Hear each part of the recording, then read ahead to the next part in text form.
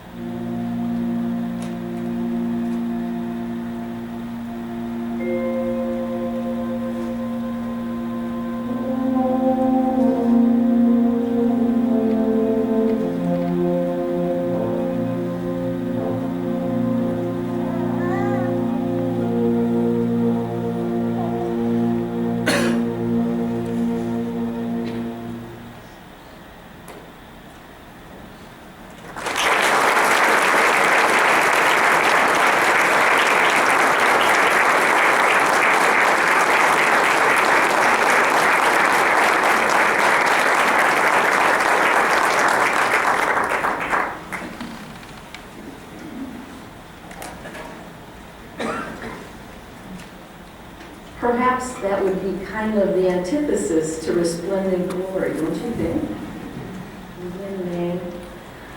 Beautiful piece. Bands hate playing that slow. They comply very beautifully. Our next piece is called the Golden Reserve March, and frankly, you didn't get the subtitle, but it's called The Men and Women of the Coast Guard Reserve. And I have to say that it's good for us to pay homage to the Coast Guard. It might be that because I'm a Coastie mom, and I have a member of my household in the Coast Guard, our son. Nonetheless, it's kind of the forgotten branch of the service. I noticed we have one Coast Guard veteran in the crowd today, and very, very pleased to see that. But typically when we do that, we see that that's the smallest branch of the services. This march we found, and it's dedicated to Coast Guard Reserve, which is the reserves wing of the Coast Guard that works right alongside the regular Coast Guard. It's by Louis J. Buckley, and I think you're going to just enjoy a wonderful march, the Golden Reserve.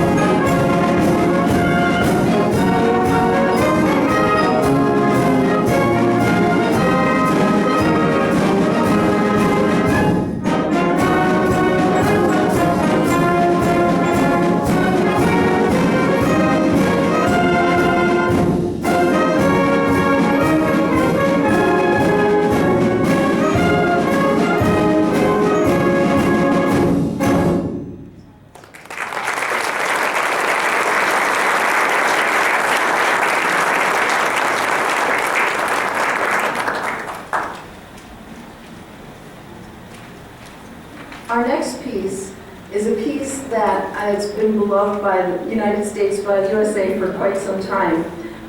It's Hymn to the Fallen, and it's a piece that was composed by John Williams.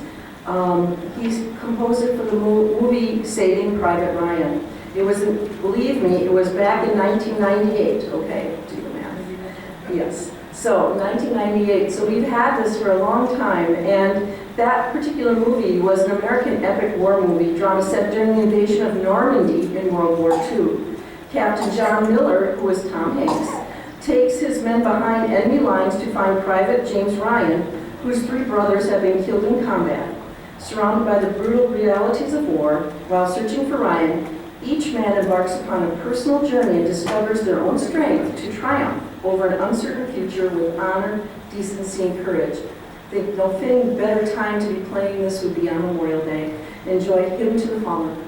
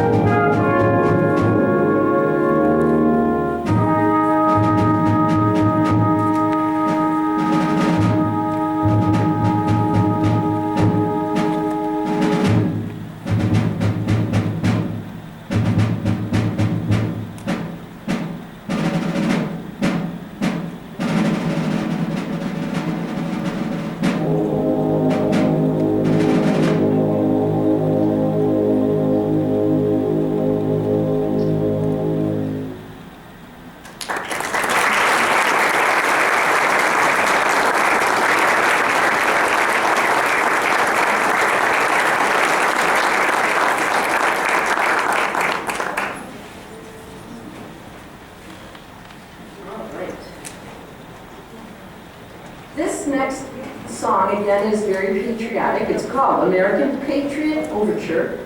It's really a medley of just two pieces. It's American Patrol and America the Beautiful. And guess what? Did you notice on your program there's some words in there? Guess what? You get to be part of it again too.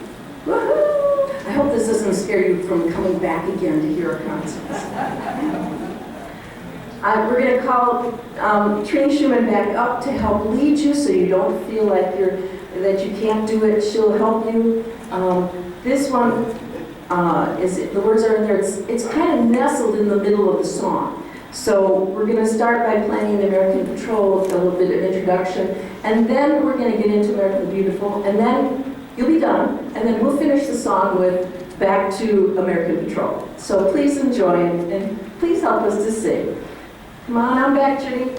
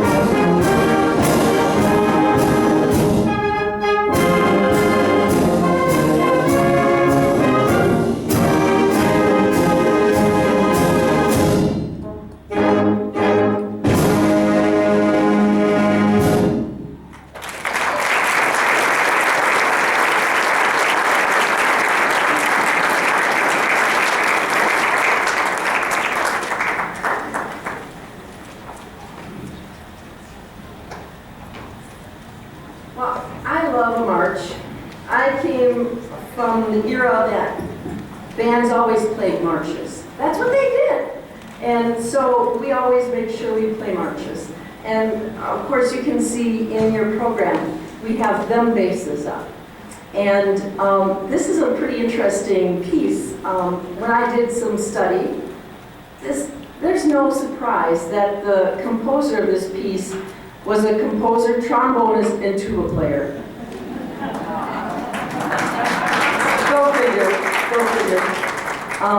He was employed. You've got to read this. This is such an issue. I'm going to give the band a rest a minute. Anyway, and the Getty Herschel Huffing was his name, and he was an American composer. He was born in Bowling Green, Kentucky, and he was the eldest of 4 kids. He was employed in an axe handle factory. All right. And Bowling Green decided to organize a town band. That was popular and pretty common in those days. So in 1907, he joined the band. He accepted on the condition, he accepted to join the band on the condition that he could play valve trombone. I'm sorry, guys, it was a valve trombone. A trombone with a fixed sliding valve such as the euphonium. He was a self-taught musician, and during the next 5 years, he taught himself tuba, as well as the basics of harmony, counterpoint, and composition. Anyway, it is reputed that he spent his mature years as a tubaist in professional bands and possibly circus bands. And circus bands are known to play their music, their marches really fast. They call those screamers. We are not playing this piece as a screamer. Okay, band, I'm not going to pull a fast one. We're not playing. They're going, whew, okay. And finally, I'll leave you with this. It's interesting. Huffing died, and when he did, he was then working for the Endicott Johnson Shoe Band. But anyway, at the time of his death, they played this march, Them Basses, at his gravesite. So this is Them Basses with a little help from the low woodwinds and brass. Yes, we're kind of spotlighting the bass people, the tuba people, but frankly, he wrote it for all the low brass and woodwinds. So please enjoy Them Basses.